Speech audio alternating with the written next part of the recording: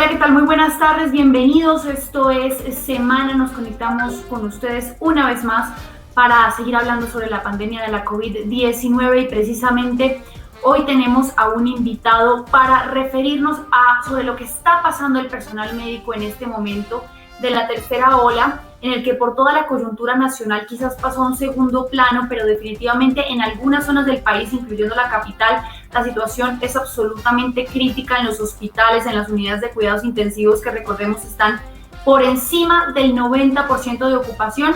Así que saludamos a esta hora a Germán Bayona, él es el presidente del Colegio Médico de Bogotá. Muy buenas tardes, doctor, gracias por estar acá con nosotros. Muy buenas tardes, Pía. Muchas gracias a Semana y a ti, obviamente, por invitarme.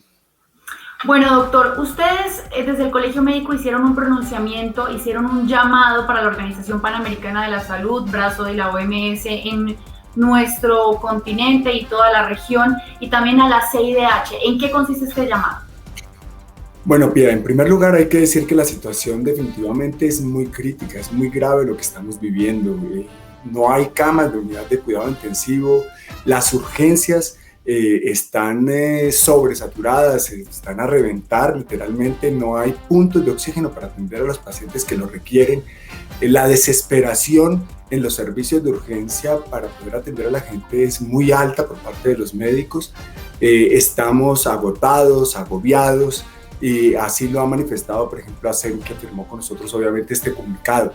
Encima de eso, estamos frente a una situación epidemiológica en ascenso, es decir, los casos vienen aumentando y esto no sé cuándo va a parar, y la cantidad de muertes sigue en aumento. Es muy probable que lleguemos en las siguientes semanas a 600 muertes por día, y la situación es tan crítica que nosotros nos estamos viendo realmente a solas enfrentando esta situación. La gente en urgencias se está viendo a solas, y por eso hacemos un llamado a la OPS para que le exija de alguna manera medidas al gobierno para enfrentar esta situación de crisis sanitaria y humanitaria en la que estamos, ¿no?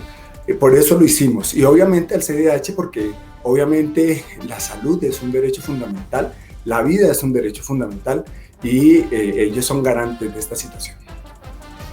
Doctor, a propósito de las medidas que anunciaba en estos días pues la alcaldesa de Bogotá, Claudia López, y en mayor medida el gobierno nacional con estos nuevos actos administrativos en los que se dice que por debajo del 85% de ocupación se podrán ya abrir todos los sectores, y por encima, como es el caso de nuevo de Bogotá, pues todavía deberán permanecer cerradas las discotecas, por ejemplo, pero se están acabando las restricciones, y por supuesto se entiende por el tema, por toda la parte del sector económico, pero definitivamente es muy distinto a lo que se hablaba el año pasado, cuando había situaciones tan complicadas como las de ahora, y eso que nunca habíamos estado tan mal en cuanto a ocupación y en cuanto a un pico tan largo. ¿Usted qué opina?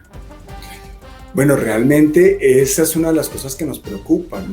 Los anuncios gubernamentales y de todas las autoridades en las diferentes regiones del país van encaminadas a una apertura total sin tener claridad sobre las medidas epidemiológicas que se deben tomar para poder hacer esta situación, que es lo mismo que nosotros hemos venido diciendo desde el inicio de pandemia. Es decir, hay que prevenir, pero para prevenir no solamente depende del autocuidado, que es fundamental. Claro, yo no voy a exonerar a la gente de esa situación. Es fundamental que todos nos cuidemos. Pero aparte de eso deben haber otras medidas epidemiológicas. El control de aforo en el transporte público, el control de aforo en los sitios públicos, los cercos epidemiológicos. No hemos hecho cercos epidemiológicos efectivos. Las cuarentenas focalizadas. Yo no estoy diciendo que debamos hacer una cuarentena general, porque la situación económica y social es muy dura, pero las cuarentenas focalizadas deben hacerse. Nosotros sabemos cuáles son los focos de contagio y no estamos haciendo cuarentenas focalizadas. El número de pruebas que estamos realizando es absurdamente reducido en relación a las que deberíamos estar haciendo. Entonces ayer tuvimos 55,000 pruebas con un índice de positividad de 45% y tuvimos 25,000 casos. Eso quiere decir que si hubiéramos hecho 100,000 pruebas, muy probablemente tuviéramos no 25,000, sino 40,000 casos. ¿Qué pasa con esos pacientes? ¿Cuáles son los contactos? A cada una de esas personas que está contagiada debería dar los contactos y deberíamos estar haciendo pruebas, 10, 15 pruebas más de los contactos para poder hacer el control epidemiológico. Es decir, no estamos haciendo lo que corresponde en términos de prevención y sí estamos priorizando el tema económico sobre la vida y la salud pública.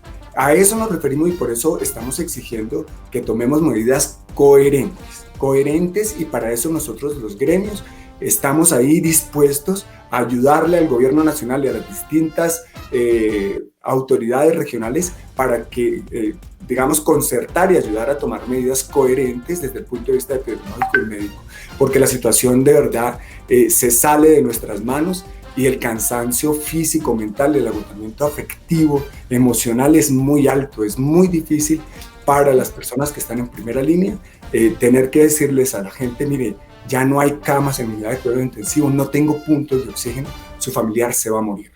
Y a eso también nos referíamos, por ejemplo, con respecto a las otras medidas de Colombia Un Solo Hospital y que tantas veces le hemos dicho al Ministerio de Salud, pero que no hemos tenido ningún tipo de respuesta.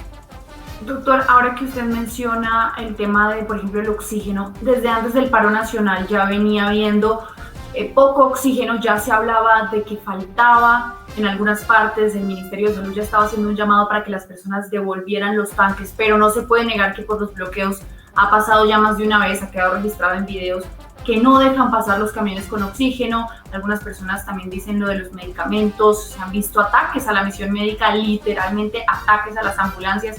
¿Usted cómo se siente con todo esto? No, los gremios médicos definitivamente, digamos que condenamos cualquier ataque a la misión médica. Venga, las misiones médicas están para salvar vidas y deben ser respetadas, no importa la situación en que estemos. Nosotros no estamos en un conflicto armado, eso es fundamental tenerlo claro. Y por eso yo creo que independientemente de que hayan bloqueos, debe haber claridad de que la situación debe permitir, por un tema humanitario y de derechos humanos, el paso de insumos médicos y obviamente de las misiones médicas. Eso es fundamental, es absolutamente claro.